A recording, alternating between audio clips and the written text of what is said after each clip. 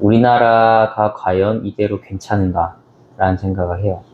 사실 저는 우리나라의 골든타임이 이미 끝났다고 생각하고 망하고 있다고 생각하거든요. 단순 대학 입시를 위한 사교육은 분명히 병폐다.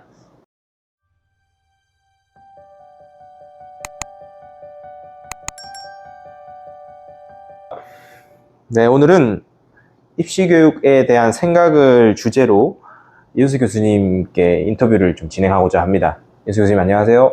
네, 안녕하세요. 반갑습니다. 네, 먼저 가장 화두의 질문으로 입시교육에 대해서, 우리나라 입시교육에 대해서 혹시 어떻게 생각하시는지 생각을 좀 들어보고 싶습니다. 되게 광범위한 질문인데, 사실 저도 인생 살면서 사회 공부 많이 하면서 느끼는 건 뭐냐면, 우리나라가 과연 이대로 괜찮은가라는 생각을 해요.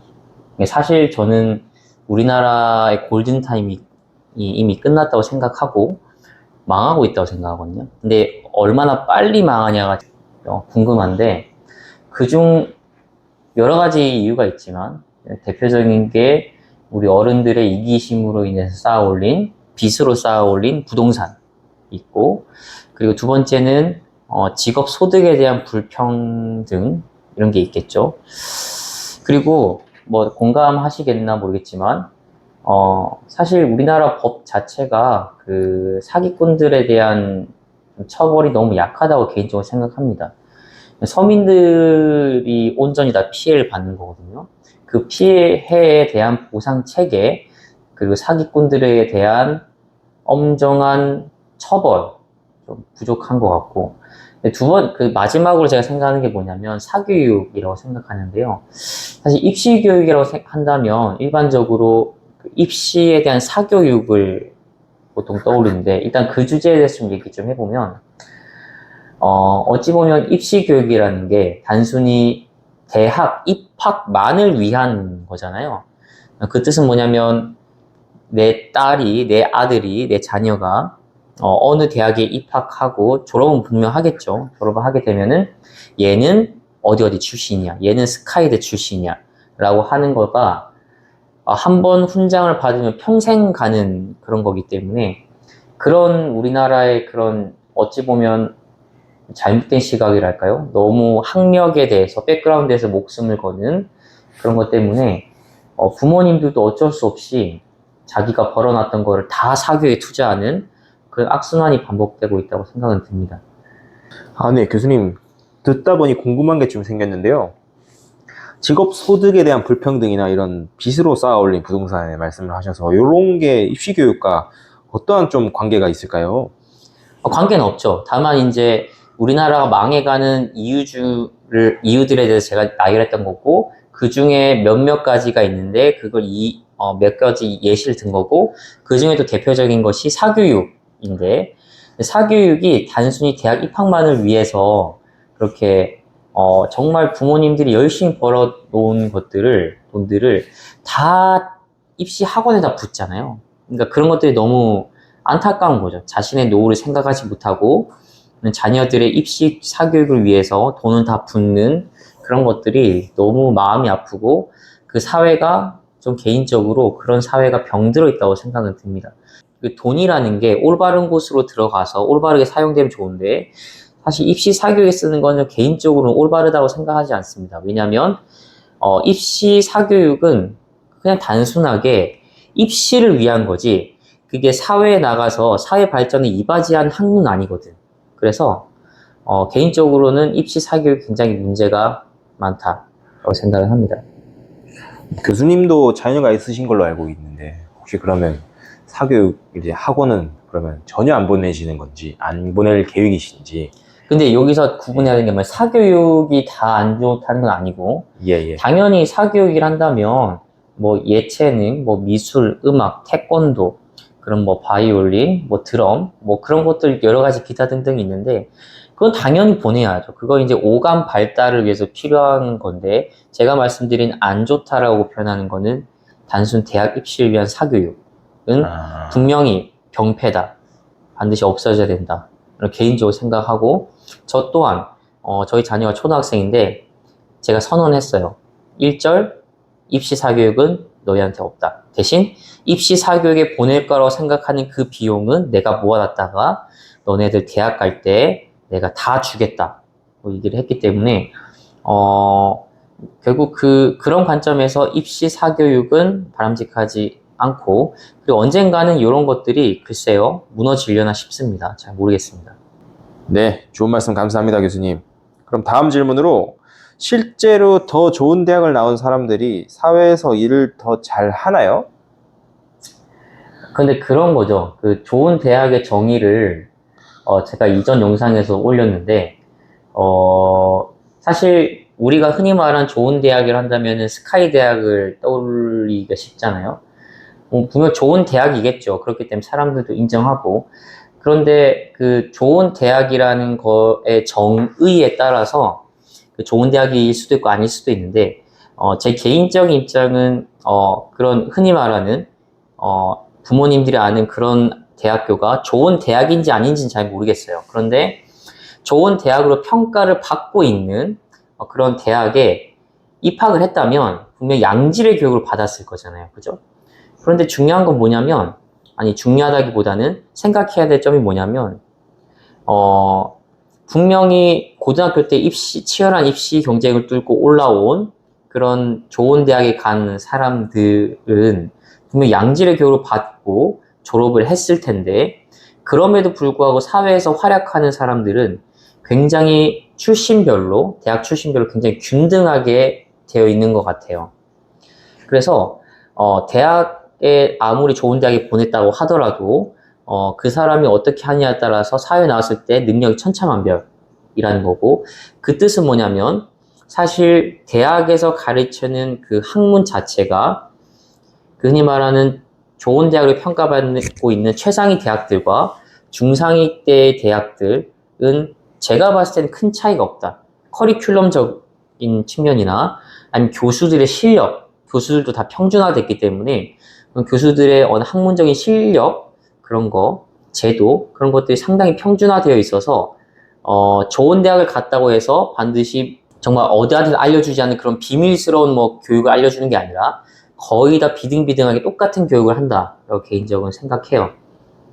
그래서 말하고 싶은 건 뭐냐면 분명 좋은 대학을 나왔다고 해서 훌륭한 인재가 되는 것도 아니고 좋지 않다고 평가되는 대학에 입학했다고 하고 졸업했다고 해서 그 사람이 실력이 없다라고 볼 수는 절대 없다라는 건데요. 제가 그런 걸 느낍니다. 연구하면서 느낀 건 뭐냐면 사회에서 실적을 내고 사회에서 훌륭한 업적을 내는 분들의 흔히 말하는 출신 대학들을 보면은 그렇게 좋은 대학과 좋은 대학이 아닌 거에 대한 상관관계를 제가 발견하지 못했거든요. 뭐 다른 분야는 모르겠지만 적어도 공대 같은 경우는 그런 것 같습니다. 그런 상관관계를 제가 발견하지 못했기 때문에 결국에 중요한 건 뭐냐면 내 자신이 얼마나 그 교육을, 양질의 교육을 잘 수용하고 잘 받고 얼마나 자기 동기부여가 잘 되어 있느냐. 이 점이 되게 중요하지. 사실 좋은 대학에 나왔다라고 하는 건 사실 사회에 나와서 일하시는 분들 다 알아요. 그게 큰 의미가 없다는 걸 압니다. 그래서 지금 현재 사회에서 보는 시각은 얘는 스카이 대학 출신이야. 얘는 굉장히 좋은 대학 출신이야. 얘는 언제나 늘 잘할 거야. 라는 거는 절대 아니다. 또는 듣도 보도 못한 대학에 나왔는데 되게 잘해. 그런 경우도 눈에 허다하게 발견할 수 있다는 거죠.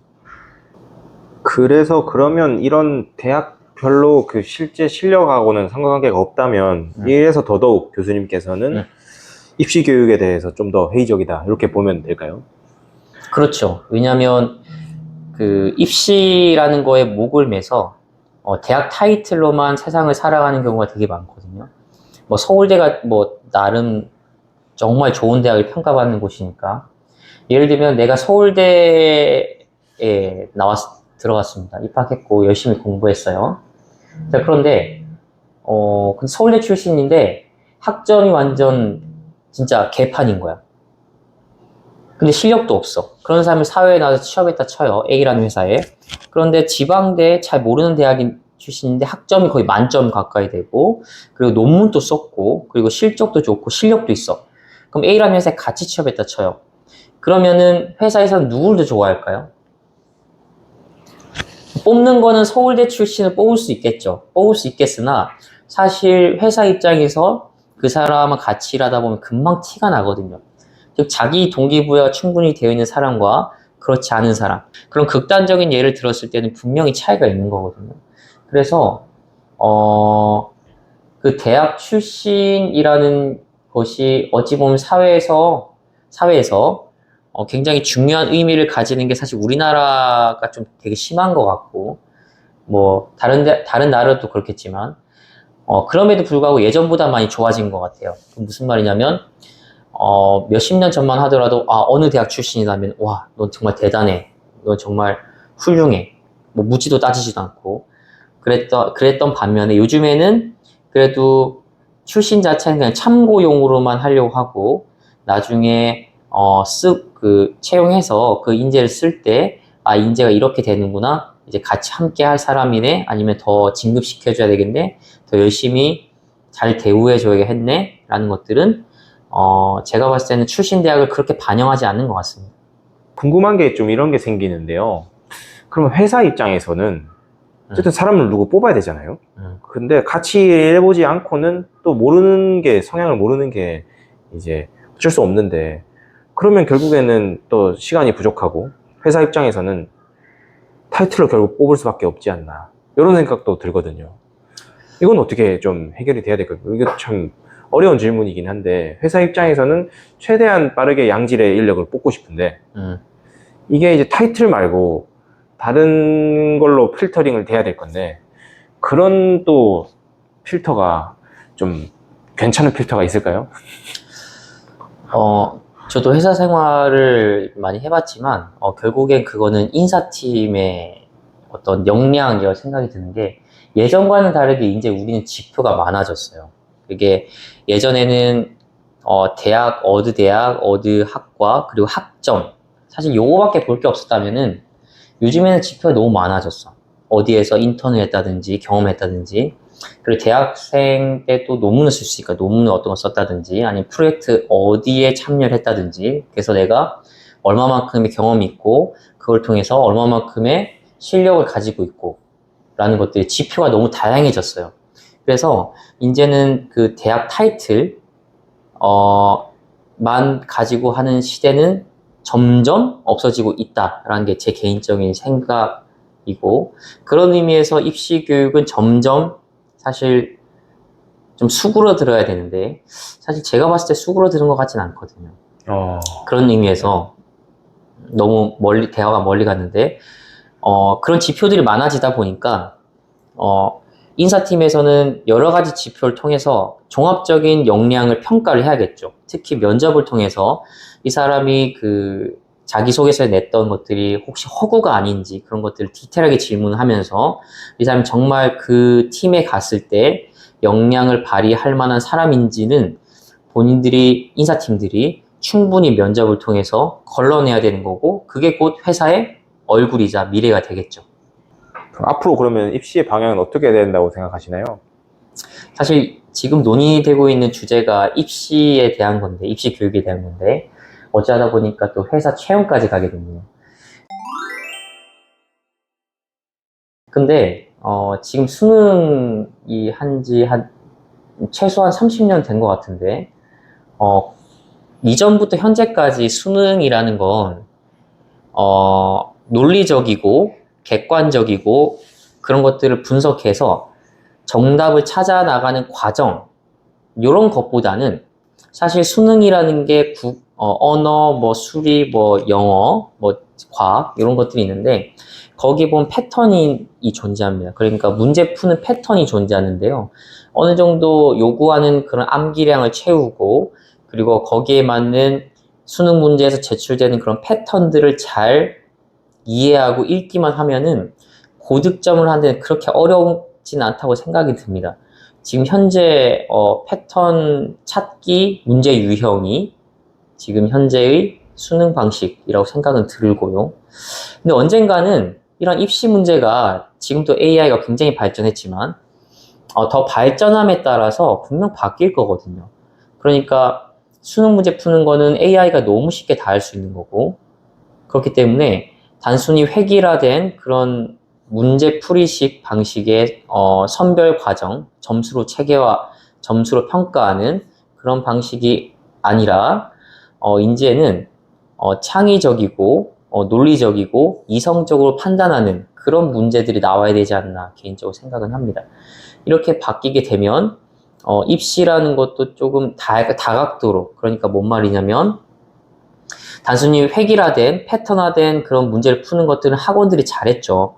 그런데 창의적이고 논리적이고 이성적으로 되는 거는 한순간에 되진 않거든. 입시 교육만을 위한 게 아니기 때문에 이제는 아주 과거부터 초등학생부터 충분히 그 학생이 체계적으로 뭔가 교육을 받았다고 한다면은 그때부터 발현되는 것들. 그러니까 이제 입시 교육보다는 다른 사교육들이 더 발전하게 되겠죠. 뭔가 이성적으로 판단해서 뭔가 서술하는 또는 창의적인 문제를 요구하는 그런 것들, 과정이 중요한 그런 것들 위주로 입시 체계가 좀 바뀌지 않을까. 그게 이제 AI 발전과 맞물려서 그런 변화들이 분명 있을 거라고 생각은 좀 합니다. 그래서 우리 그러면 사회적으로 이게 병폐일 수도 있는데 이거를 어떻게 하면 해결할 수 있을까요? 네, 사실 병폐라고 표현하면 제가 너무 욕먹을 수 있겠는데 병폐는 아니죠. 왜냐하면 그거는 입시 사교육은 이제 각자 개인이 선택한 삶이기 때문에 그거는 어찌됐든 간 사회적인 풍토가 바뀌어야 되는 거고 그러려면 시간이 좀 많이 걸리는 거죠. 개인이 선택한 거를 뭐 병폐라고 정의할 수는 절대 없는 거고 한데 어찌됐든 간 제가 말하고자 하는 결론은 입시를 통한 대학의 간판이 사회를 바꾸진 않는다. 사회를 바꾸는 건 뭐냐면 자기 동기부여가 충분히 되어 있는 사람들이 사회를 바꾼다. 그런 의미에서 입시를 앞둔 자녀를 둔 부모님께서 그렇게 많은 돈을 입시 사교육에 붓는 것이 과연 적절한가에 대해서는 개인적으로는 좀 의문이 들긴 합니다만 저도 이제 입시를 둔 학생의 부모가 아니기 때문에 그 심정은 다 이해할 수 없겠지만 지금 현재 시점에서는 분명 지나친 입시 과열로 인한 이 사교육 열풍이 아직도 지속되고 있는 거 보면은 개인적으로 좀 안타깝다고 생각하는 마음에서 한번 제가 얘기를 좀 해봤었습니다. 네, 오늘 이현수 교수님 모시고 입시 교육에 대한 생각 잘 들어봤습니다. 마치겠습니다. 감사합니다. 네, 감사합니다.